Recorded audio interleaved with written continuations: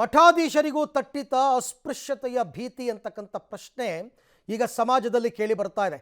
ಇದನ್ನ ಮಠಾಧೀಶರೇ ಮಾಡಿರ್ತಕ್ಕಂಥ ಆರೋಪ.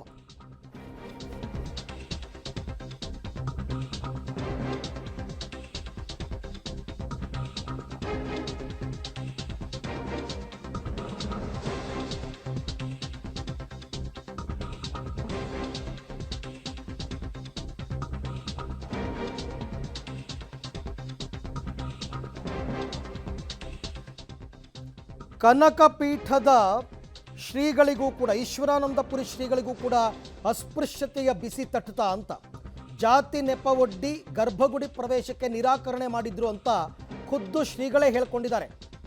ಇದು ಬಾಗೂರಿನ ಚನ್ನಕೇಶವ ದೇಗುಲದ ಗರ್ಭಗುಡಿಗೆ ನಮ್ಮನ್ನು ಬಿಟ್ಟಲಿಲ್ಲ, ನಾವೆಲ್ಲ ಬಂದು ಹೋದ ಮೇಲೆ ಇಡೀ ದೇವಸ್ಥಾನವನ್ನು ಸ್ವಚ್ಛಗೊಳಿಸಿದ್ದಾರೆ. ಈಗಲೂ ಕೂಡ ಅಸ್ಪೃಶ್ಯತೆ ಅಂತಕ್ಕಂಥದ್ದು ಜೀವಂತವಾಗಿದೆ.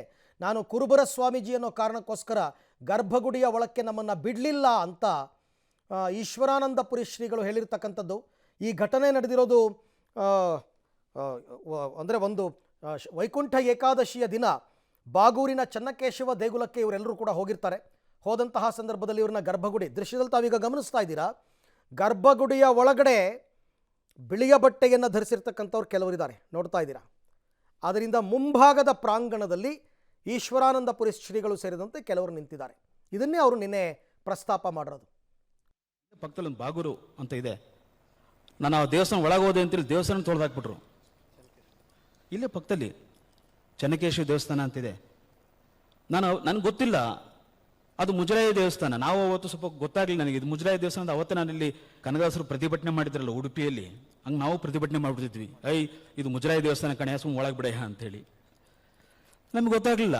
ಆಮೇಲೆ ನಾನು ಮಠಕ್ಕೆ ಹೋದ್ಮೇಲೆ ಇಡೀ ದೇವಸ್ಥಾನ ತೊಳೆದ್ರಂತೆ. ಕುರುಬರು ಸ್ವಾಮಿ ಒಳಗೆ ಬಂದ್ರು ಅಂತ ತೊಳೆದಿದ್ದು. ಆಗ ನನಗೂ ಮನಸ್ಸಿಗೆ ಖುಷಿ ಆಯ್ತು, ಬಿಡತ್ಲ ಹೋಗ್ಲಿ, ಎಷ್ಟು ವರ್ಷ ಆಗಿತ್ತು ತೊಳೆದು, ಸುಮ್ಮತ್ಲ ದೇವಸ್ಥಾನ ಸ್ವಚ್ಛ ಆಯ್ತಲ್ಲ. ಈಗ ನಾವತ್ಲ ಎಲ್ಲ ದೇವಸ್ಥಾನ ಸುಮ್ಮನೆ ಹೋದ್ರತ್ಲಗೆ ದೇವಾಲಯಗಳು ಕೂಡ ಸ್ವಚ್ಛ ಆಗಿಬಿಡ್ತವೆ ಅಂತಿಲ್ಲ. ಹಾಗೆ ನಾವು ಹೇಳಿದ್ದವ್ರಿಗೆ ದೇವಾಲಯ ಸ್ವಚ್ಛ ಆಗೋದು ಮುಖ್ಯ ಅಲ್ಲ, ನಿಮ್ಮ ಮನಸ್ಸಿನ ಮಲಿನ ಇದೆಯಲ್ಲ ಅದನ್ನು ಸ್ವಚ್ಛ ಮಾಡ್ಕೊಳ್ಳಿ. ನೀವು ಅದನ್ನು ಸ್ವಚ್ಛ ಮಾಡ್ಕೊಂಬಿಟ್ರೆ ಮೊನ್ನೆ ನಡೆದ ಘಟನೆ. ನಾನು ನಮ್ಮ ಶಾಂತಿ ಸ್ವಾಮೀಜಿರು ಹೋಗಿದ್ವಿ ಗರ್ಭಗುಡಿ ಹೊರಗಡೆ ಇನ್ನೊಂದು ಪ್ರಾಂಗಣ ಇದೆ, ಅಲ್ಲಿ ನಾವೆಲ್ಲ ನಿಂತ್ಕೊಂಡಿದ್ವಿ. ನಮ್ಮನ್ನು ಮಾತ್ರ ಯಾರು ಒಳಗೆ ಬಿಡಲಿಲ್ಲ. ಅವರು ವೈಕುಂಠ ಏಕಾದಶಿ ದಿವಸ ಹೌದು ನರಕನ ತೋರಿಸ್ಬಿಟ್ರು ಅವರು ಪೂಜಾರಿಗಳು. ನಾವು ದೇವ್ರ ದರ್ಶನಕ್ಕೆ ಹೋಗಿದ್ದು. ಎಷ್ಟು ಇದನ್ನು ಮಾಡಿದ್ರು ಅಂತ ಹೇಳಿದ್ರೆ, ಹೆಣ್ಮಕ್ಳೆಲ್ಲ ಒಳಗೋಗ್ಬಿಟ್ವು. ಸ್ವಾಮಿಗಳು, ನಾವು ಒಂದೊಂದು ಮಠದ ಸ್ವಾಮಿಗಳು ನಮಗೆ ಎಂಟ್ರಿ ಇಲ್ಲ, ಹೆಣ್ಣು ಮಕ್ಕಳೆಲ್ಲ ಹೋಗ್ತವೆ, ಅವ್ರಿಗಿಂತ ನಾವೇನು.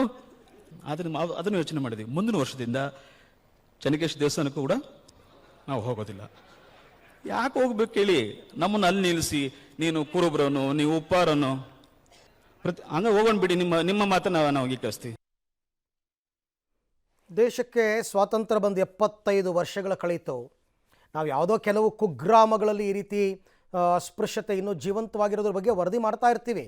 ಏನೋ ಬಹಿಷ್ಕಾರ ಹಾಕಿದ್ರು, ಊರು ಹೊರಗಡೆ ಕೂರಿಸಿದ್ರು ಅಂತೆಲ್ಲ ನಾವು ಸುದ್ದಿ ಮಾಡ್ತಾ ಇರ್ತೀವಿ. ಬಟ್ ಮಠಾಧೀಶರುಗಳಿಗೆ ದೇವಸ್ಥಾನದ ಒಳಕ್ಕೆ ಅವರಿಗೆ ಅವಕಾಶ ಇಲ್ಲ ಅಂತಕ್ಕಂಥದ್ದು, ಅದು ಮುಜರಾಯಿ ಇಲಾಖೆಗೆ ಸೇರಿದಂತಹ ದೇವಸ್ಥಾನ. ಯಾಕೆ ಹಂಗೆ ನಡ್ಕೊಂಡ್ರು ಅಲ್ಲಿನ ಅರ್ಚಕರು? ಏನು ಕಾರಣ? ಅವರೇ ಸ್ಪಷ್ಟನೆ ಕೊಡಬೇಕು. ಈ ಥರ ಎಲ್ಲೂ ನಿಯಮಗಳಿಲ್ಲ. ಎಲ್ಲರೂ ದೇವರ ಮುಂದೆ ಎಲ್ಲರೂ ಕೂಡ ಸರಿಸಮಾನರು ತಾನೆ. ಜಾತೀಯತೆ ಅಂತಕ್ಕಂಥದ್ದು ಎಲ್ಲಿ ಬಂತು?